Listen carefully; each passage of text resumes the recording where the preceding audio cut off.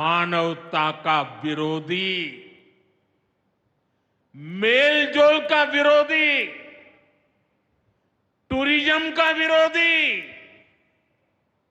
इतना ही नहीं, वो ऐसा देश है जो गरीब की रोजी रोटी का भी विरोधी है।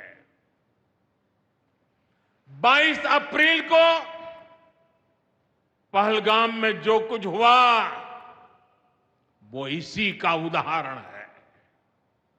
पाकिस्तान ने पहलगाम में इंसानियत और कश्मीरियत दोनों पर वार किया।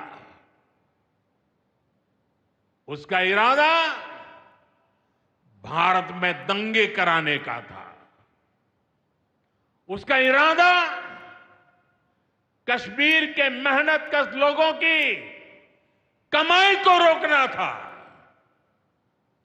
इसलिए पाकिस्तान ने टूरिस्ट पर हमला किया। वो टूरिज्म जो बीते 4-5 साल में लगातार बढ़ रहा था, हर साल यहां रिकॉर्ड संख्या में टूरिस्ट आ रहे थे। जिस टूरिज्म से जम्मू कश्मीर के गरीबों के घर चलते हैं, उसको पाकिस्तान ने निशाना बनाया। कोई घोड़े चलाने वाला, कोई पोर्टर, कोई गाइड, कोई गेस्ट हाउस वाला, कोई दुकान ढाबा चलाने वाला,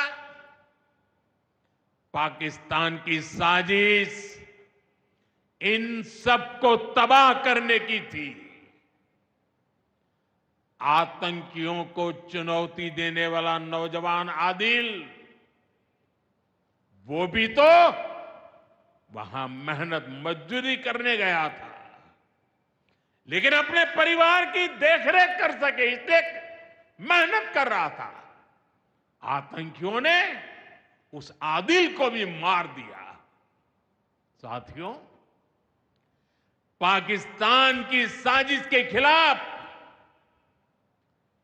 जिस प्रकार जम्मू कश्मीर के लोग उठ खड़े हुए हैं, जम्मू कश्मीर के अवाम ने इस बार जो ताकत दिखाई है, ये सिर्फ पाकिस्तान नहीं, दुनिया भर की आतंकवादी मानसिकता को जम्मू कश्मीर के लोगों ने कड़ा संदेश दिया है। जम्मू कश्मीर का नौजवान अब आतंकवाद को मुंह तोड़ जवाब देने का मन बना चुका है। ये वो आतंकवाद है जिसने घाटी में स्कूल जलाए,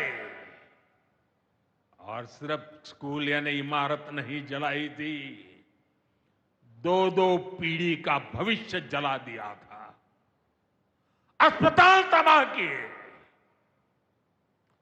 जिसने कई पीढ़ियों को बर्बाद किया।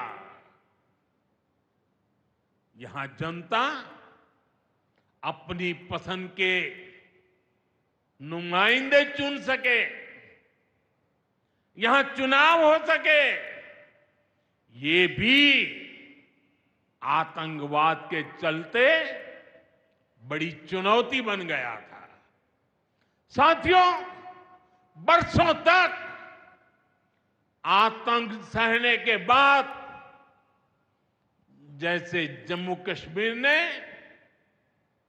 इतनी बर्बादी देखी थी, इतनी बर्बादी देखी थी कि जम्मू कश्मीर के लोगों ने सपने देखना ही छोड़ दिया था। आतंकवाद को ही अपना भाग्य मान लिया था। जम्मू कश्मीर को इस स्थिति से निकालना जरूरी था, और हमने ये करके दिखाया है। आज जम्मू कश्मीर का नौजवान